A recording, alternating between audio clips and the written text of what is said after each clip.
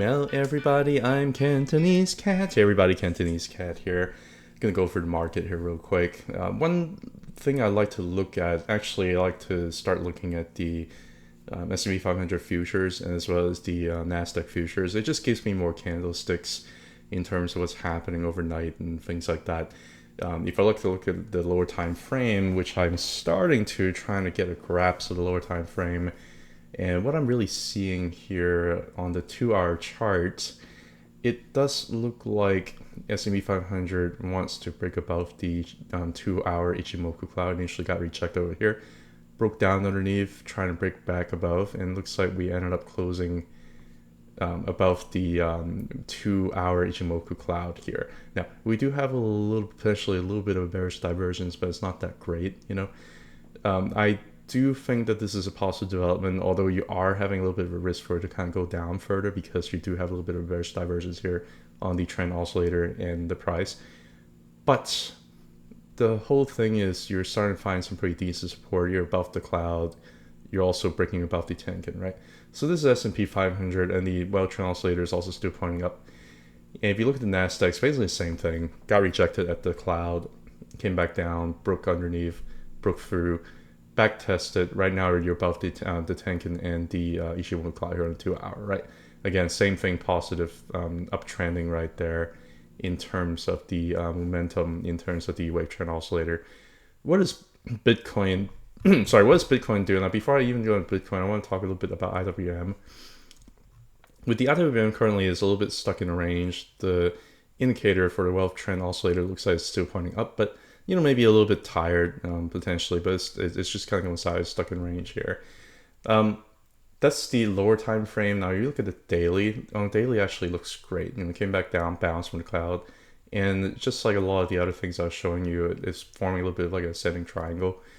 You have a positive turning wealth trend oscillator here for the small cap.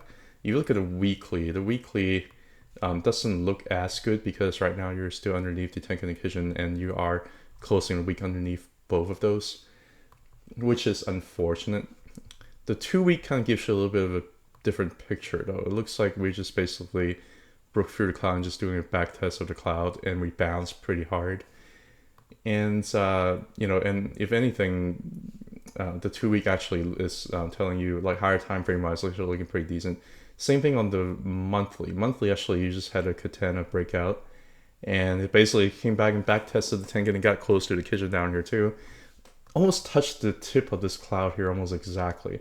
The wealth trend oscillator is still pointing up, so I can't really be that bearish on IWM. Like, and if I have to kind of look in terms of what I'm seeing in terms of trend, I still see this bullish divergence over here on the monthly is still playing out, where the ratio of the IWM over SPY, which is basically small cap over large cap, right? It's been underperforming large caps for a very long time, for a few years now, and it's been building a bullish divergence with the wave trend oscillator and also RSI here too, which I won't show. But it just looks like it wants to break higher, especially with the recent bullish divergence that's being built from here and here. It just looks like small cap wants to outperform. Like, it doesn't really have to do anything crazy like break above the cloud or anything. All it has to do is just backtest the cloud, and IWM can significantly outperform the large cap indexes. So that's kind of what I'm seeing. I'm still very, very bullish on the small cap. I still think that there's some potential outperformance that could be coming soon, because it's above the cloud, because you got a very, very nice katana over here that's starting to kind of break out, and because you're actually able to find support on a rising Tenkan. All these things are very positive to me. Now, if you're looking at some of the Welsh momentum indicator, there's still a significant reduction in retail. I mean, granted, Wells have kind of declined because of this big giant red candle over here, but you still have significant decline in retail, and that trend is still intact. And Wells just simply been kind of just going sideways. So overall, this is still a positive development in terms of what IWM is doing. I gotta say, like, SPY also have came back down and really tested the Tenkan support that's very much rising, and found very good support over here on the monthly. On the 2-week, it also got back above the Tenkan over here, And on the weekly, it also closed this week above the kitchen red resistance over here, which all these are very positive indicators. They're showing me that, hey, I think we're still okay here. I don't care if it kind of downtrends points down here a little bit, because you can have price, you can have the bull cycle just keeps on going on these kinds of like bearish divergence here in the higher time frame. Like that doesn't really bother me all that much. Although I do think that this cool down is much necessary before things going up higher, right? Just look at this bull market over here. Like it's the Wells trend oscillator on monthly. It's been toppy looking, but price just kept on going for like a year and a half, right? So this doesn't really bother me all that much. And the fact that the Tenkan is rising is also a very positive development. Now, QQQ has also found support at the rising Tenkan here on the monthly. And on the 2 week, it bounced right off of the Kijun, almost exactly to the dollar. On the weekly, it didn't really quite reclaim the Tenkan, not like SPY. So it's still a little bit lagging behind, unfortunately. But overall, like, I think this might just be like a short-term kind of thing, because overall, if you look at QQQ over SPY, you've been trying to figure out what it's been doing. It's been outperforming. QQ has been outperforming S&P 500 for a very, very long time now. You're talking about it really has been ongoing since like January 2023. For like the last year and a half, it's just been outperforming, right? So it's not unreasonable for it to kind of roll over here a little bit to cool down the indicator. And right now, the QQ over SPY chart, you have a bullish divergence where price has kind of gone down, or QQQ over SPY ratio has kind of gone down, whereas the Wells trend oscillator has gone up. So if anything, I think you're actually running into a little bit of a bullish divergence here, and I do wonder whether or not this trend would just keep going. We'll see, but over a short term, certainly QQQ seems to be a little bit weaker, but I wonder whether or not the trend could potentially be changing. Overall market, if you look at the 2-year yield, it does look like the 2-year yield had like a little bit of a dead Cantonese bounce because it found support here on the rising Kijun. But the Tenkan is also negative sloping, so it's going to be pretty strong resistance. Right now it's stuck in a range, but I do think that the direction is going to be down. Right now you do have a little bit of a hammer bottom over here, but I do think that overall the trend, like it looks like it wants to hit the threes in terms of the 2-year yield. And then in terms of the 10-year yield, same thing, found support at the rising Kijun, but also Kijun, the Tenkan is negative sloping, right? So you're stuck in the range. It does look like you have a little bit of dead Cantonese bounce here, and it does look like it wants to probably end up, maybe sideways here a little bit longer, but the gravitate downwards is probably going to be like 3% for both the 10-year and the 2-year. I still think that overall the market is looking pretty decent. Even Bitcoin is looking pretty decent here on the monthly chart. It bounced off of where it needed to bounce off of, and it was just a big giant liquidation event with a big giant wick so far. And so far, it still looked like a very much of a bull trend that's still intact, with the Tenkan that's rising and finding support over it. So there's nothing really bad that I'm seeing on the Bitcoin on the higher time frame. On the 2-week time frame bounce from the Kijun, I would like to see this 2-week candle, which is going to end up closing really by this Sunday. I really like to see this 2-week candle close about 60,900. That'd be nice. And on the weekly, currently I would like to see the candle close about 60,700. It looks like it's been trying to, break through this resistance here, which is the rising Kijun over here, right? I would really like to see it close about like 60,700. That would be promising. On the lower time frame, Bitcoin looks better. Basically it's have like the fusion and Tenkan and Kijun here on the 2-day, and you have a positive pointing of the rate trend oscillator. So you have a little bit of a katana that might be building here, and the price currently above this katana, which may mean that potentially you're gonna have some powerful move up over the next few weeks or so. But so far you are having a little bit of resistance here. You got some wicks up here that it needs to fight through, so we'll see. I showed this daily chart earlier before the market opens. Whenever price was kind of like up around the 61,000 or so, I said, hey, it looks like price action is getting a little bit weaker. It probably wants to come back down because we just got rejected almost exactly to the dollar here on top of the daily cloud, right? So I thought that Bitcoin's probably going to come back down and back test the bottom of the cloud, maybe even the Kijun over here. And ended up doing that almost to the dollar here. The Kijun bounced back up, right? but you're still having a little bit of a lack of momentum. It's just kind of had to cool down this big giant green candle over here. Overall, the wave trend oscillator is still pointing up, so overall momentum still upwards, right?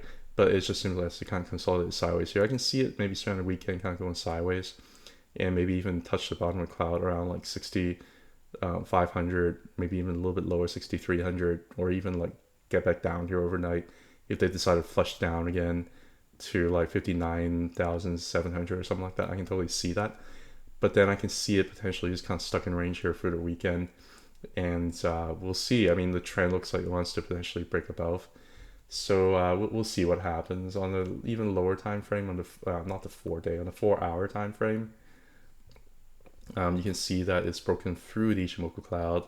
And right now we're kind of underneath a rising Tenkan here, which is not great. I really like to see the Tenkan not be resistance, and currently it seems to be resistance, unfortunately. So we'll see. We'll see whether or not it's able to use this as possible momentum to kind of push price up higher. The 4 hour wave trend oscillator looks like it wants to turn positive. So maybe it's just a little bit of a short-term snack here. Maybe it's just going to be a little bit wick down below, and we might end up closing above. But it would not surprise me at all if we end up coming back to the cloud here around 59, 600, somewhere around there. Just like I was showing you here on the daily chart, right? I would not be surprised if it goes back down here around like 59, 600 at all if it decides to do that. But it doesn't have to. It's turning a little bit more positive over time. If you're looking at the even lower time frame, the 2 hour looks great. It's just back testing the Tenkan over here, so far it looks like it's holding, and the wave trend is still pointing up. And if you even look at a lower time frame, you're starting to hit a little bit of a snag, so it can potentially go sideways and hit the top of the cloud, or even come back down here to like 59,000, high 59,000s, and before bouncing off the cloud and have some bullish continuation.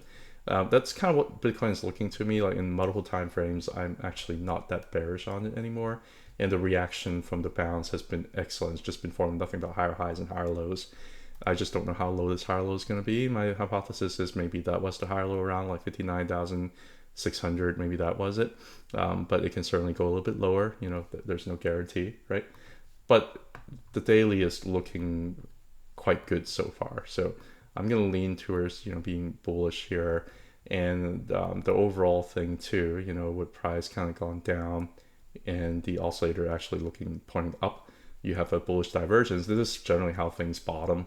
You have to have some, kind of bullish divergence to kind of really slow down the downward momentum. And we already have that. So I think that this could be it.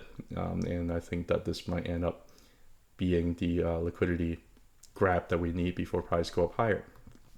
Looking at Ethereum is not strong. You look at the lower time frame though, in the 1 hour, it looks like it's getting close to the cloud. You have some positive momentum here in the lower time frame. On the 2 hour, you have a little bit of rejection here in the Tenkan, but you also have some positive momentum being built up here in the trend oscillator, right? 4 hour time frame, same thing, a little bit of bullish, momentum here. You're breaking back inside the cloud, although it's stuck underneath the Tenkan. So we'll see. Maybe it just kind of goes sideways here inside the cloud here a little bit before it figures out this stuff out. On the 1 day chart, it's kind of got rejected here on the 1 day Tenkan, and it's still negative sloping, so forming a little bit of bull flag, consolidating. The wave trend oscillator is still positive here, so we'll see how it goes. On the 2 day, same thing, it's underneath resistance, but it's also giving you a little bit of a bullish momentum here. On the weekly, you can clearly see that bounce off of the bottom of the Ichimoku cloud, and it's basically a huge liquidation event. And right now, this reaction is actually very, very nice. So the wave trend oscillator is still pointing down, just because of this big giant down move here. You have lost, quite some momentum over here, but the lower time frame looks like it might be wanting to start to kind of turn around. On the 2 week, I really like to see maybe Ethereum closing back above like 28,000 at some point, although it is very possible we might end up closing a candle down here, because this candle is going to end up closing on Sunday. I really have my doubts that it's going to end up closing about 28,000. We just simply don't have the momentum quite just yet. But if it does, that'll be a big giant wig, and that'll be extremely bullish. But I think it might still need some time to kind of get sorted out. All I really need for Ethereum to do, and it doesn't have to do anything. If it doesn't do that, that's fine. But all I want Ethereum to do is to close inside the Ichimoku cloud here for the month of July. No, not July, for the month of August. If we can close about this rising kitchen down here, that would even be better. If it ends up all just being a big giant wick and you end up having a big giant hammer candle over here and we close above the Tenkan over here around 3070, that would even be better. Now, do I expect that to happen? Probably not, but do I expect things to kind of go down in such a parabolic fashion downwards? Probably not either, right? So I'm not bearish on Ethereum. I'm also not like super bullish on Ethereum in the short term. I still think that it needs to work out its technicals. But I like if the month closed in August, like at where price is currently, I'm not too upset about it. That's kind of my thought on the overall market. Just went through the indexes, went through Bitcoin, went through Ethereum. Anyway, I'm gonna cut this video short. You guys have a good one. Bye.